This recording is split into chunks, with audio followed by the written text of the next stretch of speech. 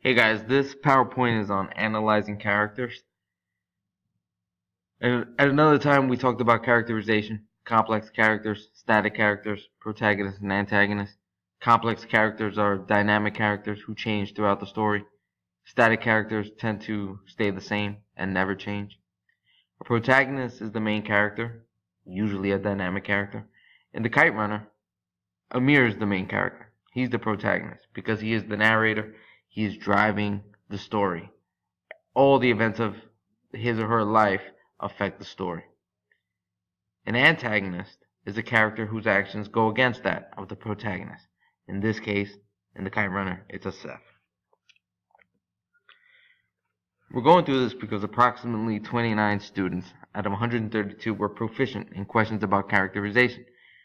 This is PARCC data. This means that of all the sophomores, the current sophomores, only 29, assuming they're still here, were able to answer questions about characterization successfully. That's only 21%. So it's important that we learn to think about characterization. All right, there are three things I want to go over: physical traits, a person's actions, and their dialogue. Let's start with physical description. We take this for granted. A person's physical description says a lot about them, and this is especially true in a story. Now, part of the reason why physical description matters is because it helps you kind of generate a mental image while you're reading.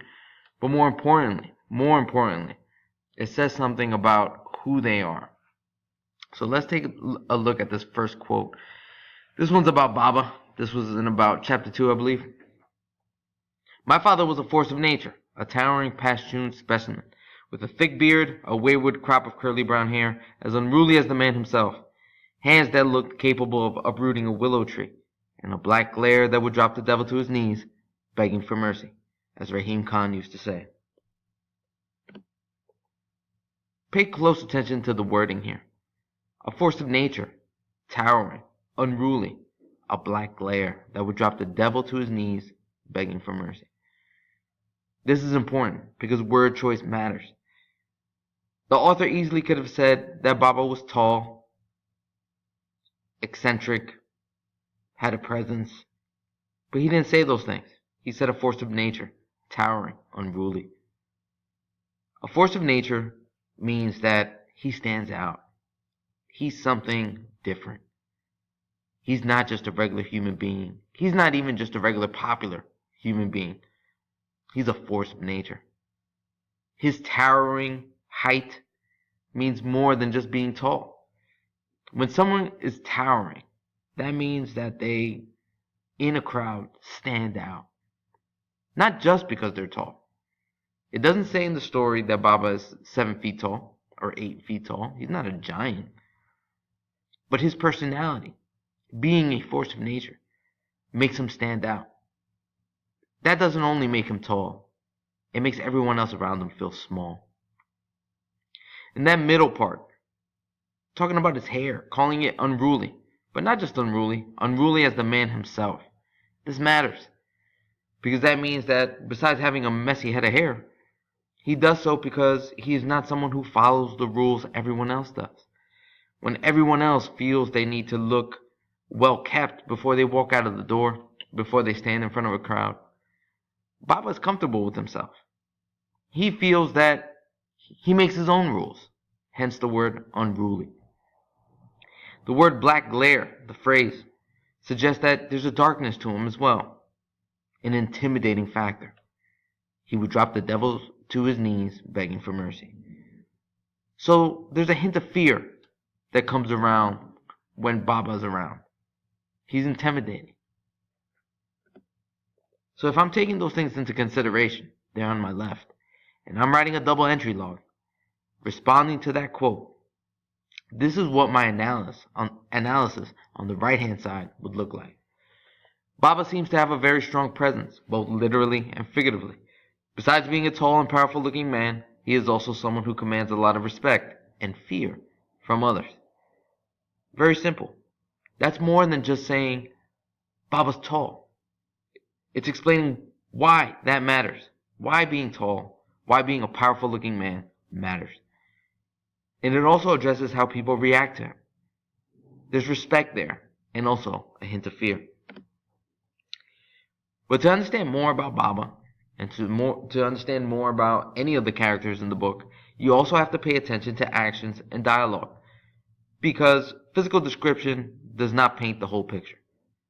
I only get that sense of Baba because I know what people have said about him. Baba has been called Mr. Hurricane.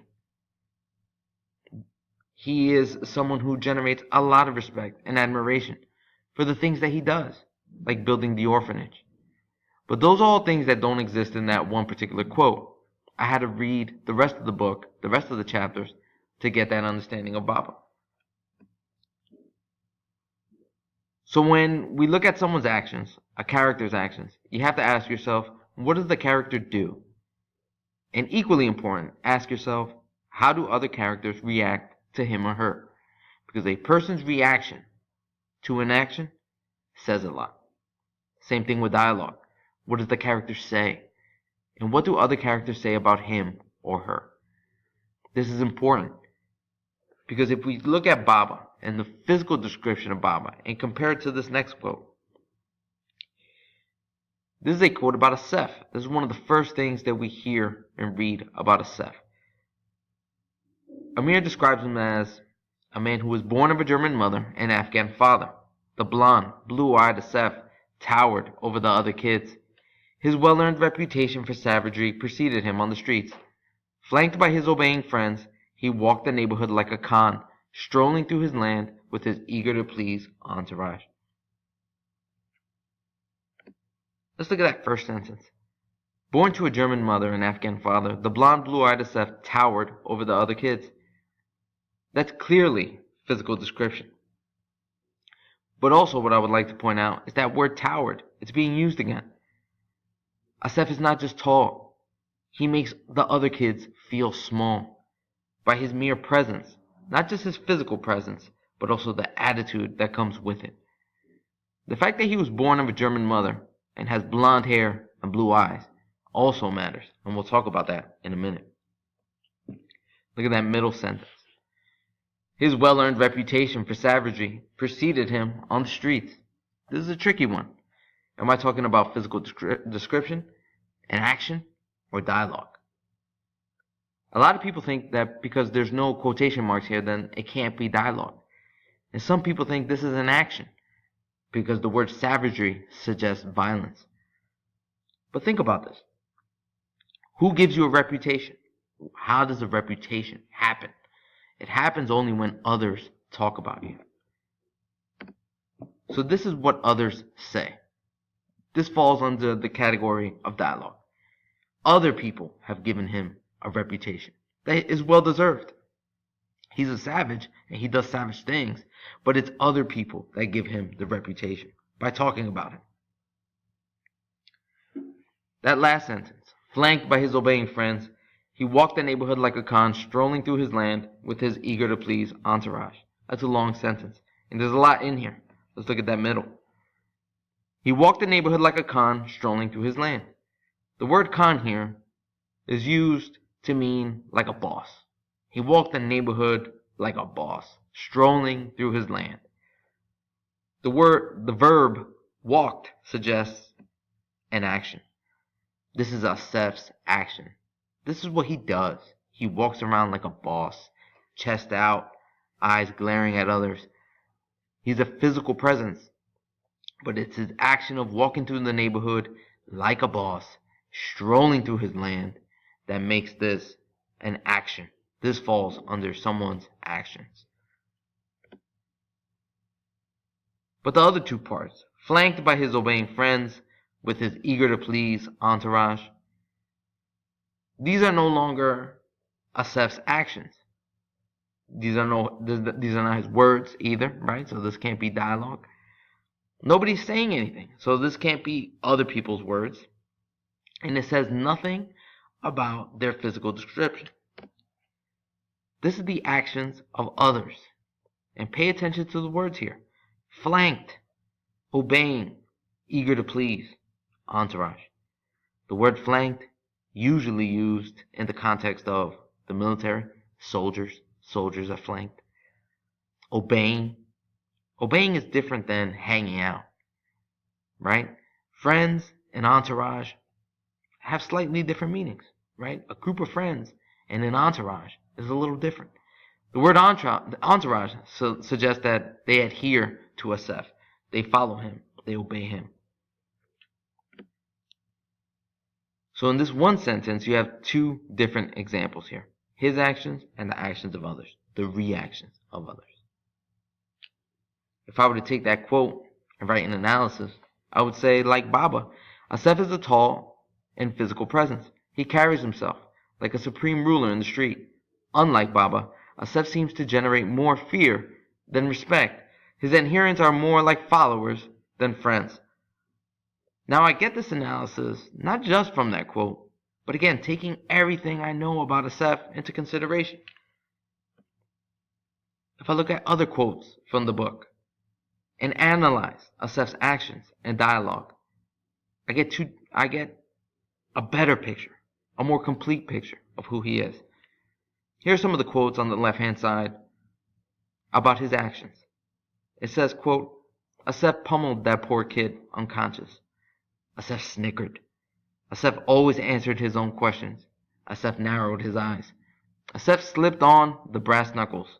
Asef raised his fist and came for me. Those are the things that Asef did. On the right-hand side, under dialogue, you have the things that came out of Asef's mouth. These are the things that he said.